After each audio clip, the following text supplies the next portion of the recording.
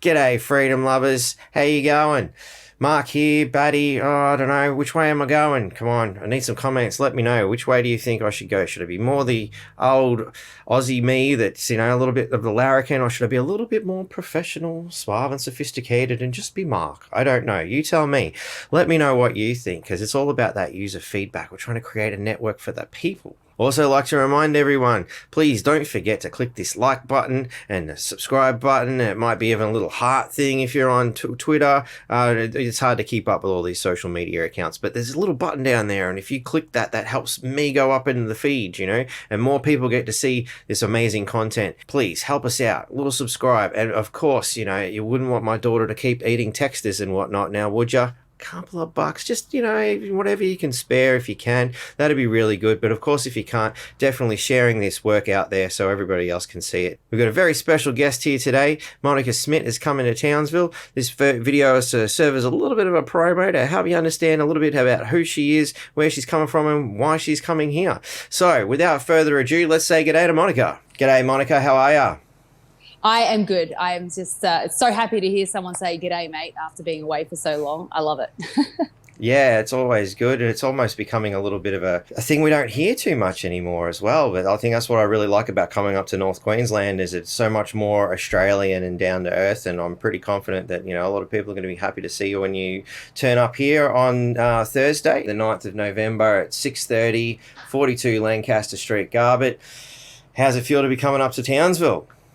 I'm actually really excited to compare what it was like doing a tour in Europe versus in Australia, but also from a tourist perspective, I've never done this drive from Brisbane to Cairns. In fact, I've only ever been to Airlie Beach, I think, and the Whitsundays, but I've never been anywhere in between. So it's actually going to be a completely new experience for me. So I'm really excited, and I'm going with my dad, which is going to be great.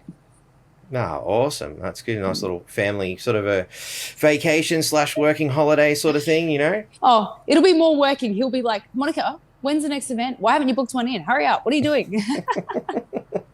Oh, it's good. So your family are obviously behind you and supporting you and everything that you're doing. Oh, yeah, I wouldn't be doing any of this without that. So, I mean, this is obviously a side point, but I think we only get dealt what we can handle. And my entire family is like me. Like all of us, and there's 5 kids, there's 15 grandkids, there's 4 great grandchildren, and like a lot of my nieces and nephews are adults as well, and they're all like us. We've never been vaccinated for anything. Like my mum was an anti-vaxxer like 50 years ago, so it's kind of like I've got this little bubble of support, and I think that's why I'm able to handle all the stuff. No, awesome. So we'll go back a little bit in time here. I mean, I'd obviously seen a bit of your work, being stuck up here in North Queensland. I wanted to keep up with what was happening down south, and obviously the mainstream wasn't exactly the most what's legitimate style of news to look at. Reliable. So, yeah, reliable perhaps. They certainly had, their point of view, but it was really important, particularly for me, having so much family and friends down south to watch some of your work. And, one of the big things that really stood out to me was when you did this little bit of footage, which we'll just bring up now. Let's go flying. You've got to get rid of him.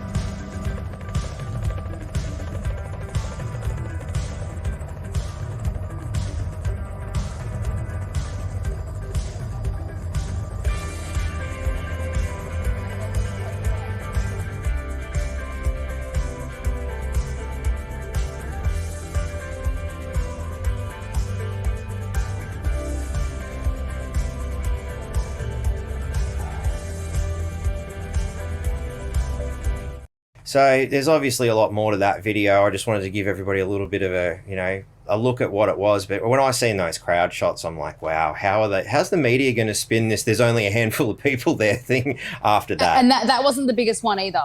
The weekend before that, it was double the size probably. Wow. So we actually kind of got the tail end of that. Yeah. But I don't know if it said in that video why I was in the helicopter. Did it say? I believe it just sort of walks through and then gets up to it. To be honest, I didn't watch the whole thing again, and it has been a couple of years since I first seen it. But it was those shots that I really wanted to focus on because, like, what I wanted to ask was, how did it feel sitting up in that helicopter, looking down and seeing so many people saying, "I'm not going to take it"? Yeah, I mean, that was amazing. But I was also in the helicopter because I wasn't allowed to go to the protest. So this was my version of being at the protest without going back to jail for breaking bail. Very clever. Yeah, it was pretty cool. But I'll be honest, someone else actually even paid. It was only $800, which I thought was pretty cheap for considering. But anyway, sorry, that doesn't answer your question. The point is I've been in amongst those big crowds. I was at Canberra, for example. So I've been in the crowd, and then to be on top of the crowd, I guess it was pretty strange for me, being that I wasn't allowed to be down there with the people, which is what I would have preferred to have done, to be honest. I mean, anyone can get footage like that. I want to be in amongst them. I want to feel the sweat and the hugs and the this and the that and the excitement. Nothing is the same as being in it. But it was the second best thing for me, and I was definitely in the protest, but above them. So I felt as included as I could possibly be. But no, there's nothing like being on the ground. Yeah, definitely. I mean, having been at Canberra myself, it was, again, it's such a magical experience. And unless you were there, you just can't really, convey it enough. The energy, the feeling of camaraderie and, the way everybody comes together. And like you said, just hey, let's hug again. They told us not to. And, like the ability to just have that human interaction again, which is so powerful. But obviously, you've been labeled the anti-vaxxer, and, like what I wanted to bring up as well was, you've had quite an extensive media career in a sense.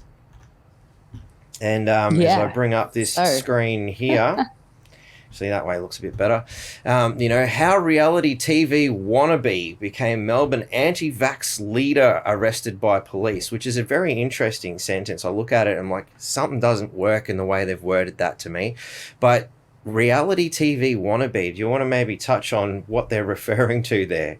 Sure. I think when I was about 27, I applied for Survivor, which I think is a really cool show.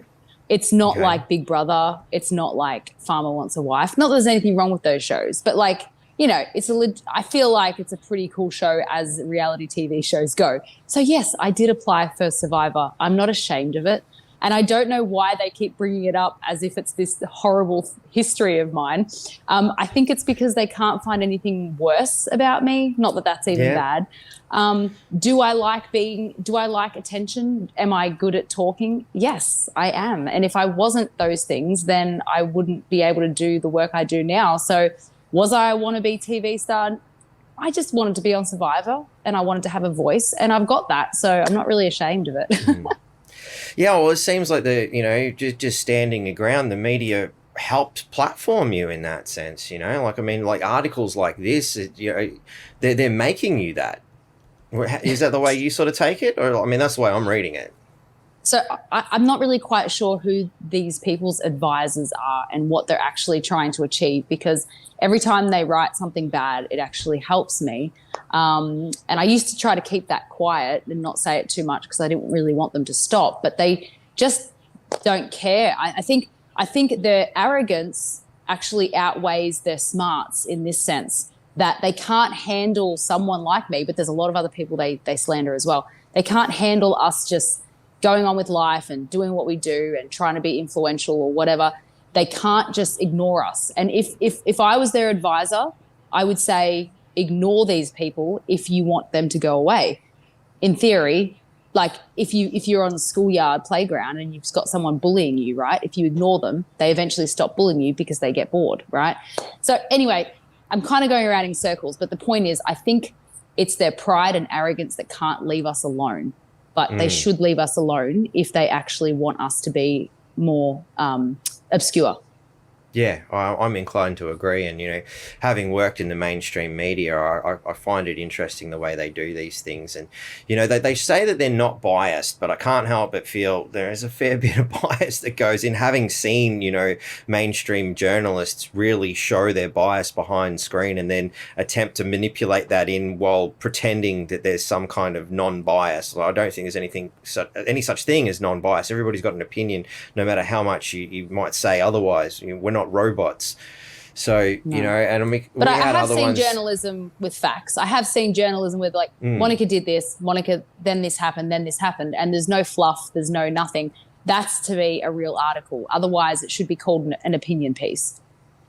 Yeah, from time to time you see them say that they're opinion pieces, but in these cases, I mean, and again, I mean, it's gone away because I've had it up for so long. I'll just quickly refresh this. But in every one of these articles, they use the same video. Yeah. I've noticed, like, I mean, like, again, one of those tales from the dark side moments, you know, like we always had like this bank of stock footage or like stock reference points, and it demonstrates just how much they're under the pump trying to get this stuff out as quickly as possible. And I think that's possibly another reason why they don't take the time to really think about what it is they're doing. They're so, oh, we've got to get this done, we need to meet the deadline, blah blah blah blah blah, and they're making bad decisions because they haven't got the time to think about these things. And it shows when you go through this one, and now this one. They're showing exactly the same little bit of footage here, you know, and it's even the same people, you know.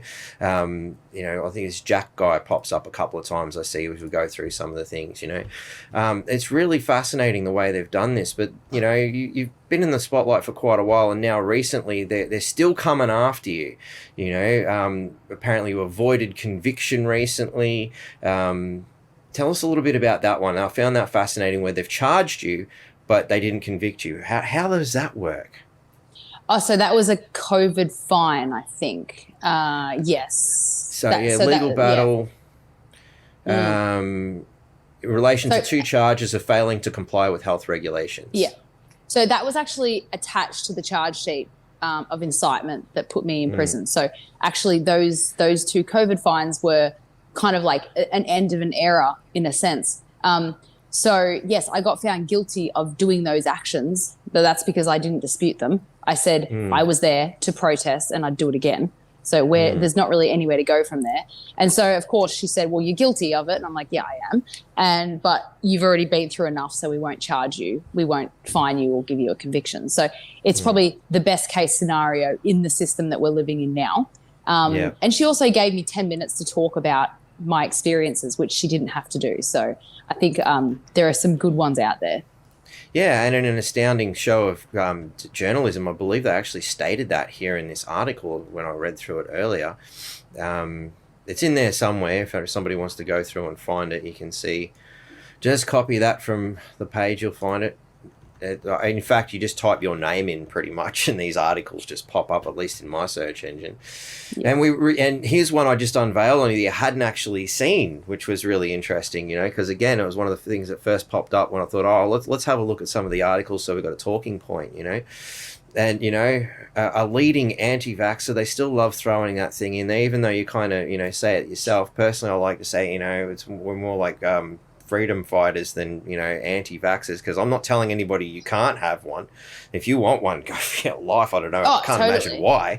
But, you know, that I think there needs a bit of definition on what anti-vaxxer really means. Like, you know, it's such a loose term that, you know, it just seems to be thrown at anybody who doesn't agree with what they're saying, you know. To be honest, it's not holding much weight anymore anyway, so I find that funny. No one really cares, so... Well, especially now that even the mainstream can't deny that, you know, these things are causing myocarditis and what. A Queensland father who almost died 3 times after receiving the COVID vaccine is fighting for compensation. Dangerously close to death. This is Mark Briggs, 1 week after his first AstraZeneca shot in 2021. It's well established now that, you know, again, the alleged conspiracy theorists were right, you know. But, you know, they're still coming after you, and this time they're going for your fundraising. So, obviously, I know it's a current case, and, you know, you can't talk about these things too much, and it would be great to get you back on once this is sort of done and dusted. You can tell us all how it worked out, but what can you tell us so far? What I can say is that there is no dispute about the legitimacy of the fundraiser. They're not even like going into, which they could if they wanted to, probably, you know, where the money went, was it spent right, you know, was it all tracked and stuff like that, which it was, of course. But it's literally just the fact that I didn't register the fundraiser. That's it.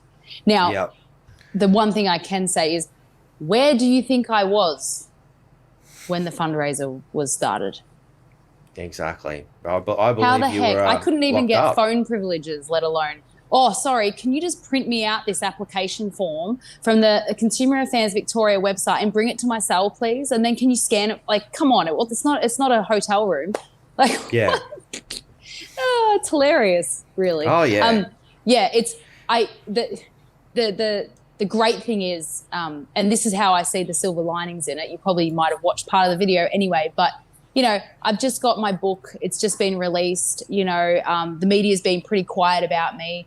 In the only way that we can get through the censorship, people like you and I and stuff, is actually through bad publicity. Unfortunately, it's actually our biggest way of getting to normal people. So they've actually done me a massive favor.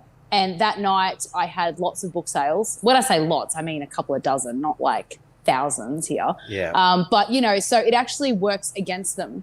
And I'm going to fight these charges, and I can. I've got the ability and the resources to. So bring it on. I don't care. It's fun for me. Awesome. I like the way the bad publicity is good publicity, and having been a heavy metal sort of wannabe myself, the bad publicity is good publicity. Like, you ask Ozzy Osbourne when he was talking to Alice Cooper about how, the story is Alice Cooper wakes up one morning after a show, and he reads Alice Cooper bites head off chicken in the front newspaper, on the front of the newspaper. He's like, I didn't do that. What? The actual story was, a chicken flew up on the stage, and him being a farm boy, he throws the chicken out thinking it'll fly away. Well, it fell into the crowd, and the crowd was rather savage, and bits of that chicken came back up on the stage. That's the real story. So, as he's reading this, newspaper article, thinking, I didn't do that. Ozzy Osbourne's on the phone to Alice Cooper, and he goes, mate, did you really do that? He's like, no, I didn't do that, man. And Ozzy's like, well, don't tell anyone. You can't buy publicity like that. And wow, that's the kind of realm we're kind of in, and the mainstream seems to have not learnt this lesson. Like, Marilyn Manson made his entire career on doing, things like ripping pages out of the Bible and upsetting people's religious beliefs because he knew that would get him attention, and they still haven't learned. Stop being offended. It's funny as quite amusing. Yeah. And if they actually read my book or got to know me, I think I did meet a journalist at one of my court cases, and we got to meet each other face to face. And that was the only article I read, that was actually factual and didn't have any bias or emotion in it. I believe that if journalism went back to the good old days where they would actually go out and meet people and talk to them, I think it would be very different. It's very easy to dehumanize someone online. When you see that people call me liar, fraudster, grifter, all this sort of stuff, it's very easy to believe that because it said so much. But then when you meet someone and you have that energy exchange, I don't know exactly what it is, but you get a sense of someone. And when I've met these journalists face to face, they've stopped writing bad about me. So if I could just meet these people, it'd be different. But that's never going to happen. They don't even ask me for comment anymore. They just write whatever they want. So, It's definitely a nature of the beast, and a lot of people may not be aware of it, but the mainstream media it's on its way out the door from what I can see. When I first moved up here to start as a camera operator for Win TV, I was astounded to see the decaying remnants of what was once a bountiful empire. And the COVID narrative has not helped them. It's made things worse. Yeah. And they're actually quite desperate for content. So, for example, I was in London and I took a selfie picture with David Icke and I put it on my own social media. And they wrote an article about it here in Australia. And I thought to myself, if I was a reader and I hated me, for example, but I read that article, I would still be like, why am I reading about this wannabe TV star in London taking a picture with another wannabe conspiracy theorist? Like, why am I reading about this? This is boring information. It's not even interesting. So I'm like, that's embarrassing, the fact that they would write about that, but also a compliment that me taking a selfie with someone is newsworthy in their eyes. So it's kind of this weird, I feel bad for them. They're really they're really like scraping the bail, the bucket. Bottom of the barrel. And you know, again, I've sat in the newsroom while they're going through looking for something on Facebook, and like they're desperate to find stories in a lot of cases, and they have this time limit. You know, they've got to get this stuff out, and I think that's really destructive to the journalistic integrity of what they're doing in a lot of cases. Is the extensive restrictions that are placed on the system itself, and you know, the more they tighten that grip, the worse and worse we're getting, you know, and it's again opening a doorway to people like us to be able to do videos like this and have a real decent conversation and inform the general public about things, you know, which is something that they don't really have on their platform. No, they don't. And I think COVID maybe made them quite lazy as well, because they kind of had a story to go with for 3 years almost, and now they're actually having to find stories again, and maybe they're finding it pretty difficult, and of course they are forced to not speak about so many issues that they're actually cutting their potential content in half because of the censorship. So which is not helping their platform. If they appeal to people that watch your videos, for example, they might be able to get some of them back, you know, but I don't think they're willing to do that. I think they'll ride until it crashes, you know, like they're going down with the ship, you know, they will not let it go. I mean, I have seen, you know, in the defense of the mainstream, they have come out and, you know, admitted that, you know, I think there was a story, was it Channel 7? While the condition is a known side effect of the Pfizer, Novavax and Moderna vaccines, it's not for AstraZeneca, despite the Commonwealth's own health website linking the vaccine to myocarditis. But there was a story recently I seen where they've gone, yep, this Pfizer, Moderna, the other one whose name escapes my mind. Johnson's. Yeah, I think that might have been it. They all cause myocarditis, but here's this poor guy who suffered after getting the AstraZeneca, and the government refuses to acknowledge that AstraZeneca causes myocarditis as well. And it's like a desperate plea to try and get people back with a bit of truth, you know? Yeah, I don't know if it's genuine or desperate. I'm not sure. I'm obviously a little bit more. I'm very optimistic in many ways, but when it comes to these types of organizations, I'm not very optimistic of what the reasons are behind things. And I think sometimes they throw us a bone to calm us down. But also they need views, they need clicks, they need recognition, they need branding too, right? And when they write an article like that, it gets shared around our platforms, which are huge, by the way, combined, and they get the exposure. And sometimes I find that the headline is different than when you click and you actually get into the article. The headline that comes up on Google is different than the headline that you get in the article. So they use a different headline to entice you to click on it, and then it's actually way more calm than what they make it sound. And so we fall for it too. If I was to get my way on this, none of the people from our movement would ever click on any mainstream media news. Like, we either believe them or we don't, you know, and even if they're trying to give us a bone like that, there's going to be some other stuff weaved in there to justify or to something or to please someone else or to rub someone's back. Like, they're not, if they were going to actually change, they would change like a lot, not just one article every month, you know. Yeah. I have to wonder, a lot of it, I think, was also a funding scenario. Like, I mean, we've seen the government was giving them a tax break at one point, and obviously, you know, Pfizer, Moderna and all those were pumping a hell of a lot of money into advertising, and they're not going to, you know, defecate in the nest, so to speak. And so you can see there's going to be bias towards their advertising in that regard. And we see now that Pfizer's losing money and whatnot, and they're struggling to sell their product, and any wonder it's causing myocarditis. It's obvious, you know. So is it the advertising dollars backed off? Is, you know, have the government, I'm not sure if the government's still giving tax breaks or not. Have they freed themselves and now they can do journalism the way they want to? I've worked with some of these people, and I don't consider them evil. I think they've got their point of view, and, you know, that might not be, you know, the right point of view as far as we're concerned.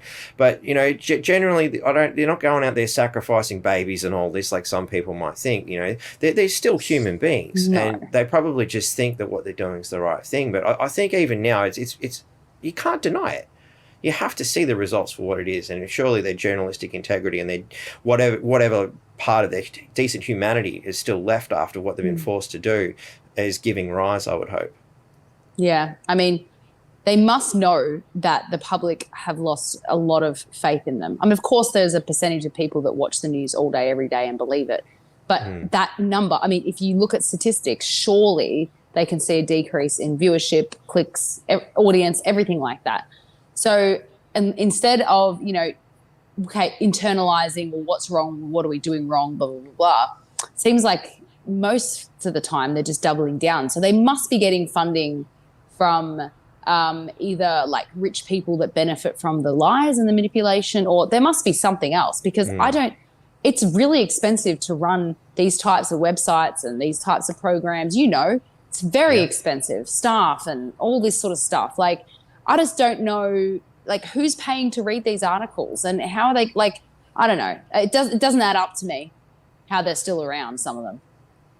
I know from my personal experience, particularly in the regions, like, a lot of regional newspapers have gone bust, and, there's parts, particularly like outside, like, so Townsville's kind of got a little bubble, and then it's 400 Ks to Cairns, and it's another 400 odd down to Mackay. And in between those major towns, there's virtually nothing for those poor little smaller towns. They don't get any news coverage. Like, as when we were working with Win and Channel 9, if we went outside that 20-kilometre radius, it'd have to be for something pretty big. We don't have the time. We don't have the amount of staff. Like, there were times we only had one functioning camera. It was, like the stories I could tell you. And, when I see you in Townsville, hopefully we'll have a bit of time to sit down and have a yarn, and I'll fill you in a little bit more, because I know we've got a tight time frame at the moment. But the stories I can tell, it is. They're dying. I think they're really dying. They're having a lot of trouble.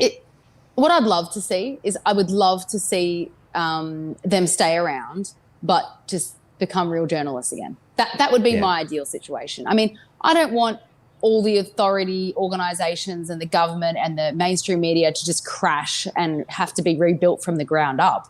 I mean, that's like crazy. That's a waste of time and money, I would love to see people wake up within their jobs, within their roles, apologise, take responsibility. It would be magical. It would be so empowering to see someone do something like that. And there's been a few, but not enough.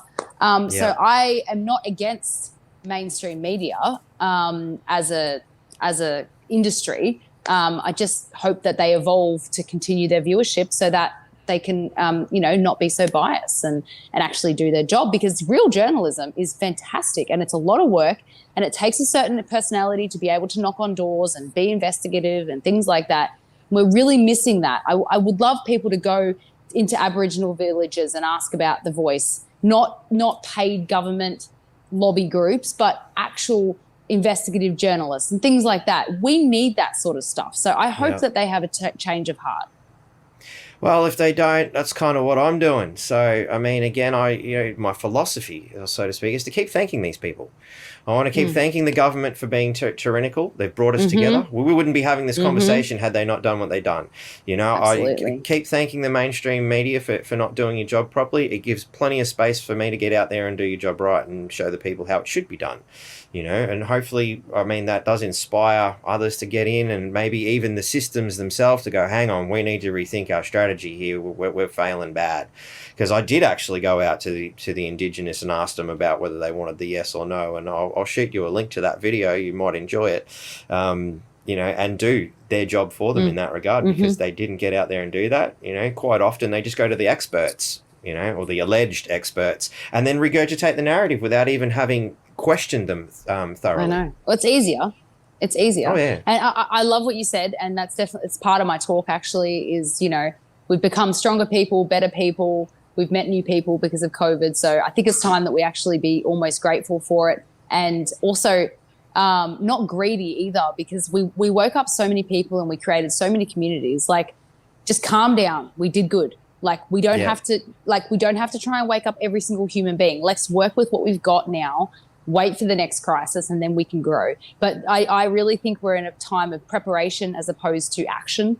And I'm really up, because if you want to wake someone up now, right, the biggest crisis we have is cost of living. But other than that, like, everything's kind of okay again, right? So if you want to wake someone up, you're going to have to use 95% of your energy to wake that person up. But if there's a crisis tomorrow and it's a global thing, you'll use 5% of your energy to wake that same person up. So let's conserve our energy, focus on the things that we've done really well at and get better at them. And before COVID, we had no idea. I mean, we didn't know these groups, we didn't know these people, and look what we achieved. We achieved a lot, and maybe we did stop something. Maybe it was supposed to be worse and we stopped it from getting worse. Imagine if they did COVID again now, for example, how magical it would actually be. I'm not naive. I know that it's going to be hard too. There's bad stories, of course, but the bright side is that we are so much stronger, and we're actually, I think they're scared of us. Yeah. If they do that. That misinformation, disinformation bill that they're trying to push through is a perfect example of that.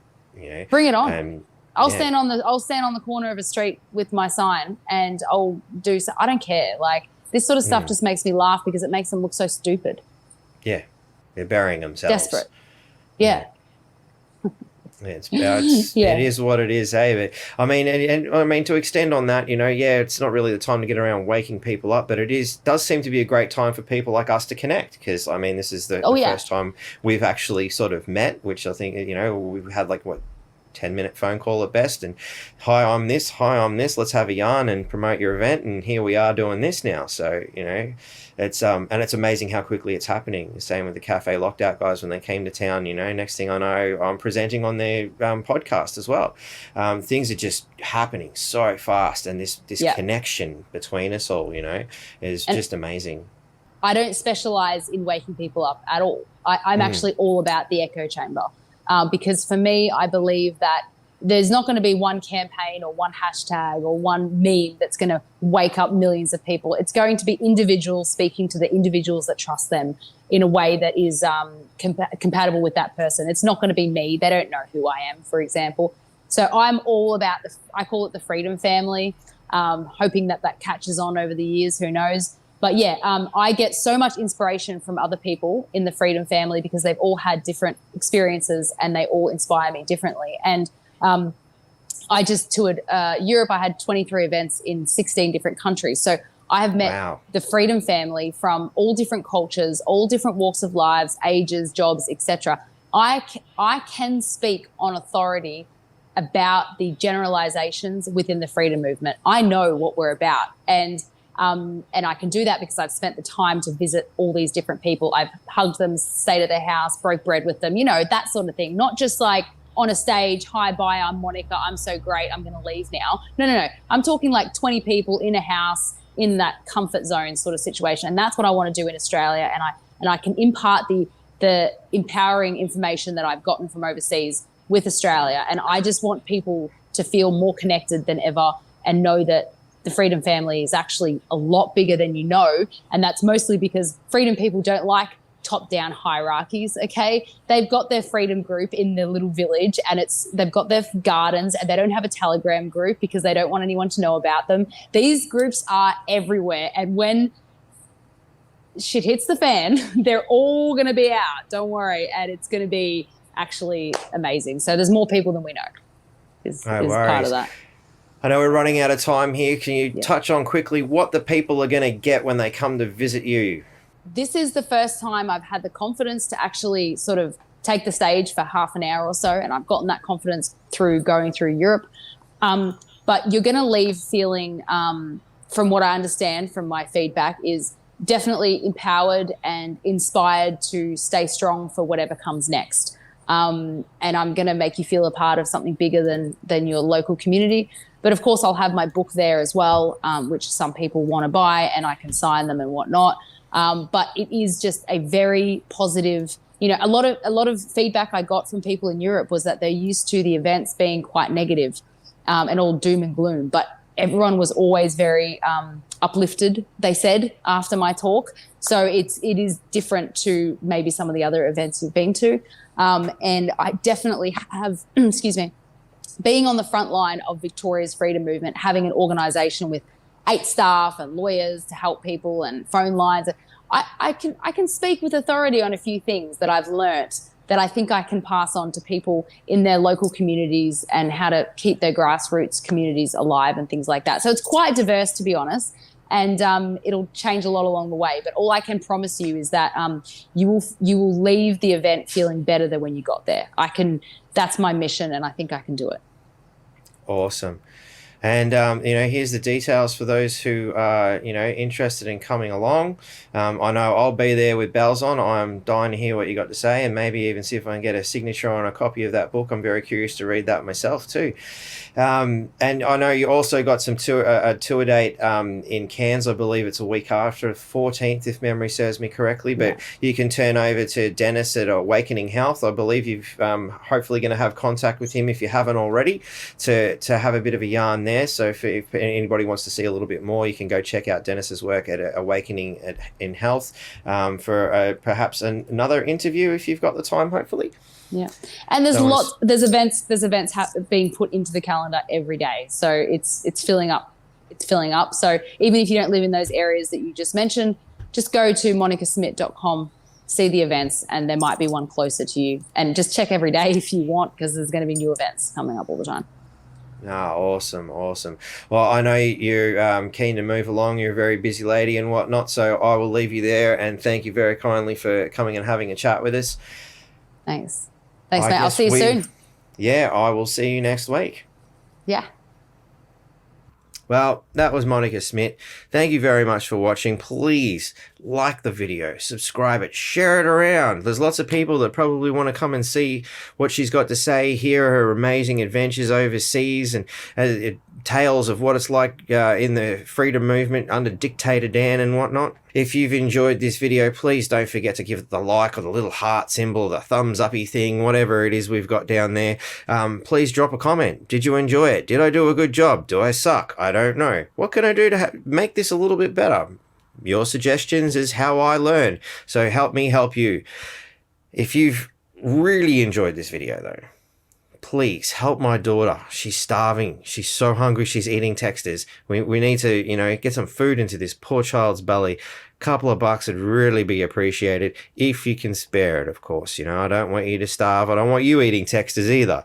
But if you can help me out, that'd be really helpful. But stay tuned. Tomorrow night, live on 4 platforms that I run, as well as some cafe locked-out channels, we will be going live with Deborah from the Frog Hospital. Stay tuned for that one. It's going to be a very interesting chat. Until next time, have a good one and stay free.